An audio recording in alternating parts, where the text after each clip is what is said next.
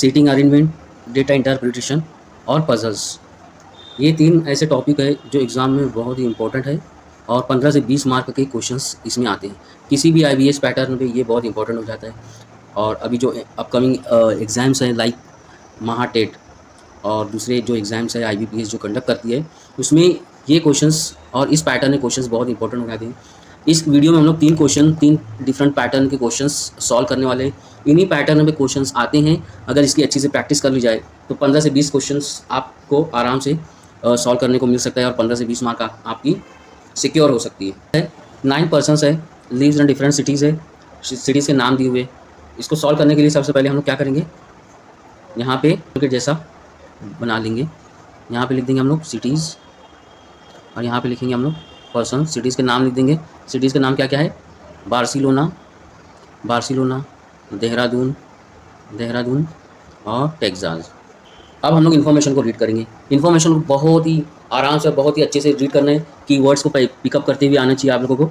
यहाँ पे दिया हुआ है क्यू जो है वी के साथ रहता है, but neither in Texas not Dehradun.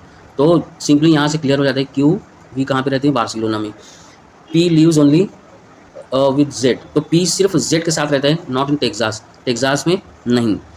ठीक है, तो पी और जेड ये 2 लोग ही हैं को किसी भी शहर में रहने वाले। यहाँ पे तो नहीं रह सकते क्योंकि ऑलरेडी 2 लोग है। टेक्सास में दिया हुआ है कि टेक्सास में नहीं है, तो बचा क्या, देहरादून में। तो देहरादून में सिर्फ 2 लोग रहते हैं, पी और जेड। पी और जेड सिर्फ देहरादून में रहते हैं। आगे है W does not live with V. W V के साथ नहीं रहेगा। डब्ल्यू वी के साथ नहीं रहेगा मतलब डब्ल्यू बार्सिलोना में भी नहीं है और देहरादून में भी नहीं है, क्योंकि देहरादून में सिर्फ 2 लोग रहने वाले। तो डब्ल्यू कहाँ पे रहेगा, टेक्सास में। Okay. N neither lives with Y nor in Dehradun. N जो है देहरादून में भी नहीं रहेगा और वाई के साथ भी नहीं रहेगा। तो वाई की पोजीशन अभी डिसाइड नहीं है, वाई के साथ नहीं रहेगा और ना देहरादून में रहेगा। मतलब वो कहाँ पे रह सकता है, बार्सिलोना में या टेक्सास में। आगे दिया हुआ है ओ इधर लिव्स इन देहरादून और टेक्सास। देहरादून या टेक्सास में ओ रहेगा, तो ओ कहाँ पे रहेगा, टेक्सास में, क्योंकि देहरादून में पॉसिबल है नहीं, सिर्फ 2 लोग रहेंगे। N does not live in Texas, तो एन कहाँ पे रहेगा, एन बार्सिलोना में रहेगा।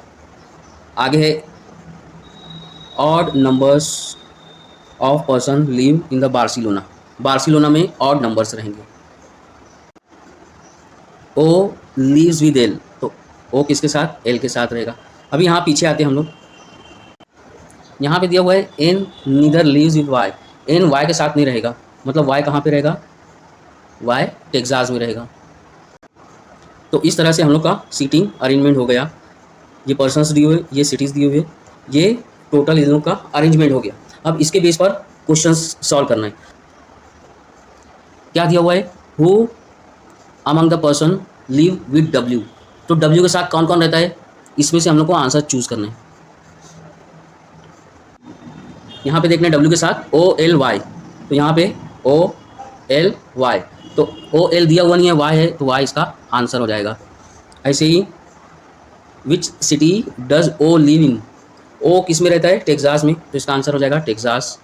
नेक्स्ट क्वेश्चन है how many persons live in Texas. Texas में कितने पर्सन्स रहते हैं, तो यहाँ पे देखने टेक्सास 1 2 3 4 पर्सन्स, तो यहाँ पे आंसर हो जाएगा डी। आगे है who does not live with W. W के साथ कौन नहीं रहता है, डब्ल्यू के साथ ओ एल वाई रहते हैं, बाकी सब लोग नहीं रहते। तो इसमें से आंसर चूज करना है। क्या है, Q Y L, Y L W के साथ रहते हैं, क्यू नहीं रहता है, तो इसका आंसर क्यू हो जाएगा। तो याद रखना ये जो क्वेश्चंस है इस पर इंफॉर्मेशन एक्सट्रैक्ट करना और टैबुलेटेड फॉर्म में लिखना, ये बहुत इंपॉर्टेंट है। इसको लिखते आना चाहिए। ये कभी पॉसिबल होगा जब आप इसकी बार बार प्रैक्टिस करेंगे। नेक्स्ट क्वेश्चन है study the following information carefully to answer the given questions. 8 persons है, sits around a square table such that 4 persons faces inside and sit middle of the table. तो हम लोग को सबसे पहले एक टेबल जैसा बना लेना है।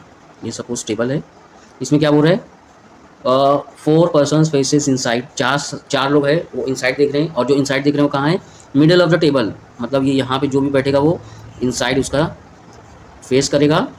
आगे क्या दिया, 4 outside the seat the corner of the table. 4 जो पर्सन है वो कॉर्नर के आउटसाइड देखेंगे, मतलब यहाँ पे आउटसाइड देखेंगे। ठीक है, तो this is our rough arrangement. G बोल रहे हैं G sit the second left of C, C के सेकेंड में बैठेगा जी, तो कहीं भी हम लोग शुरू कर सकते हैं। सी कहीं सी के सेकेंड में, सी सपोज यहाँ पर बैठा हुआ है तो उसके ये यहाँ पे भी जी हो सकता है और यहाँ पे भी जी हो सकता है। आगे बोल रहे हैं 3 person seat between D and B, D और बी के बीच में कितने लोग बैठेंगे, 1 2 3। G sits opposite of A, तो यहाँ पे H sits opposite A but does not sit at the middle of the table. अब मिडल ऑफ द टेबल पे ए और एच नहीं रहेंगे और ए और एच अपोजिट रहेंगे। तो हम लोग मान लो कोई भी पोजीशन को ए डिसाइड कर देंगे, यहाँ पे ए बैठा हुआ है तो उसके अपोजिट में एच बैठा हुआ है, क्योंकि दोनों कॉर्नर पे बैठे हुए हैं। लिखा हुआ है डी, अब ए को रेफरेंस लेकर के, यहाँ ए है ना, लेफ्ट ऑफ ए आउटसाइड दिख रहा है तो उसका लेफ्ट क्या रहेगा, इस साइड रहेगा, राइट। तो सेकेंड, सेकेंड में कहाँ पे आ जाएगा, ये फर्स्ट पोजीशन, ये सेकेंड, तो डी यहाँ पर बैठ गया। एफ आगे लिखा हुआ है F sits second to the right of C, C के राइट में रहेगा, सेकेंड राइट में। तो हम लोग को सी की पोजीशन नहीं पता है तो अब इसको रहने देना है। आगे क्या लिखा हुआ है, E sits immediate of B, B के इमीडिएट रहेगा, ठीक है। अब यहाँ पे देखना है डी कहाँ दिया हुआ है या ए कहाँ दिया हुआ है, उसके रेफरेंस से हम लोग नेक्स्ट इन्फॉर्मेशन को एक्सट्रैक्ट करेंगे। यहाँ पे दिया हुआ है 3 person seat between D and B, D और बी के बीच में 3 आदमी रहेंगे, तो यहाँ पे हम लोग क्या लिख देंगे, बी।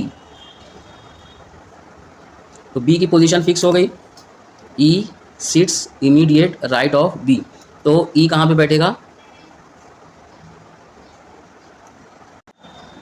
अब बची हुई इन्फॉर्मेशन देखना है, यहाँ पे हम लोग ने एक्सट्रैक्ट किया था सी और जी के बीच में एक इंसान बैठा हुआ है, तो मैं यहाँ पे सी ले लूँ और यहाँ पे मेरा क्या हो जाएगा, जी हो जाएगा।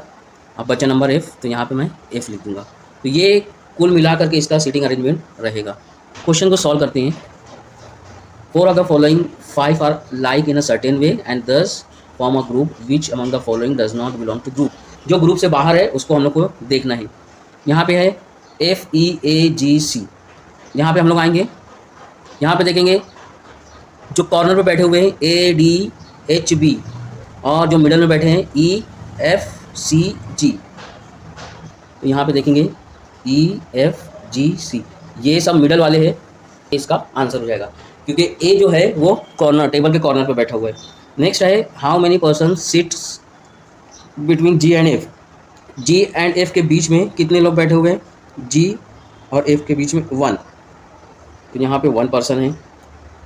नेक्स्ट है who sits the 6 to the left of B, B के लेफ्ट में, बी आउटसाइड देख रहा है तो उसका लेफ्ट क्या हो जाएगा, इस डायरेक्शन में, तो 1, ये 1 2 3 4 5 6, तो ए, तो इसका आंसर क्या हो जाएगा, ए।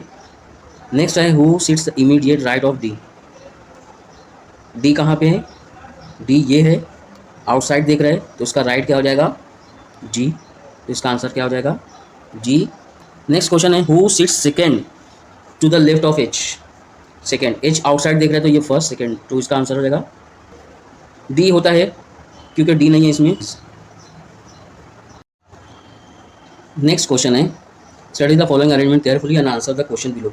5 बॉक्सेस दिए हुए, kept one about the other in a stack but not necessary in the same order, एक साथ एक के ऊपर एक रखे हुए हैं लेकिन ऐसा जरूरी नहीं कि जिसे ऑर्डर में दिए हुए वैसे ऑर्डर में होंगे।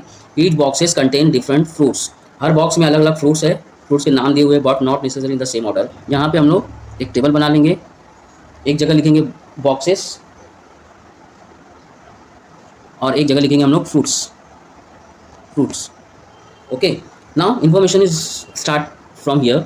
One box gap between E and the box which contain mango, तो मान लो हम लोग E यहाँ कंसीडर कर लिए, एक बॉक्स का गैप है और दूसरा बॉक्स उसके जो बाजू में या उसके नीचे जो ऊपर जो भी है रहेगा वो मैंगो का रहेगा, तो मैं यहाँ पे मैंगो लिख दिया, मैंगोज का हो गया।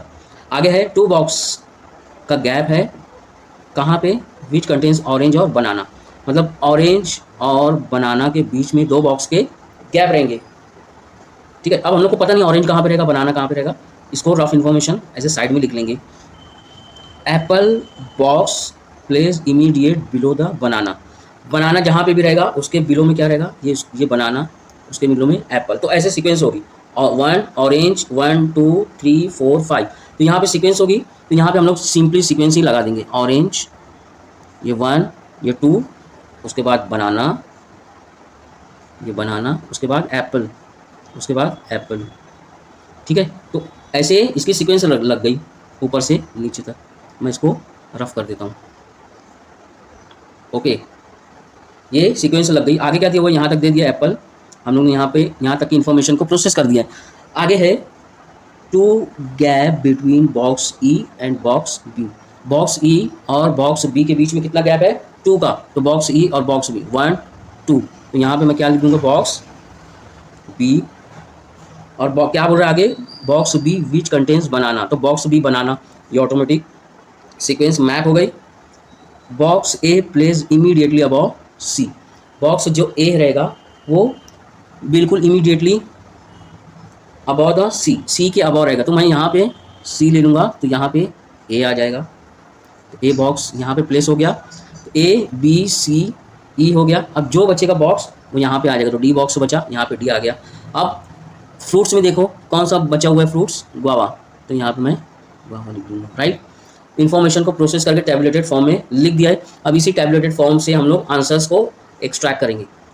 क्वेश्चन है, how many boxes are place between box E and box D. Box E और बॉक्स डी के बीच में कितने बॉक्सेस हैं, बॉक्स ई और बॉक्स डी 1 2 3, तो 3 है, इसका आंसर क्या हो जाएगा 3। नेक्स्ट है, which of the following box contains guava. यहाँ पे आंसर क्या है, ए, आंसर आ जाएगा ए।